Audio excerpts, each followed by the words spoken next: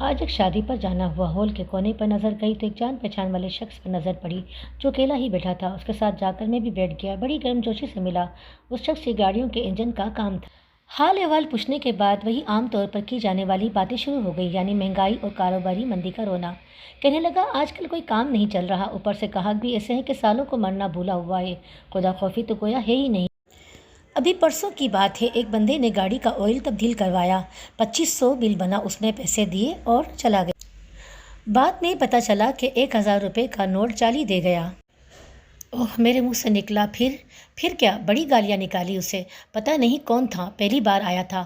وہ تو شکر ہے میں نے آئل ہی جعلی ڈالا اس کی گاڑی میں، ورنہ میں تو مارا ہی جاتا۔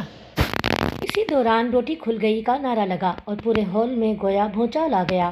وہ مرغی کے قورمے کا ڈھیر پلیٹ میں لیے فاتحانہ انداز لیے واپس آ گیا۔ میں سمجھا شاید میرے لیے بھی لے آیا کھانا۔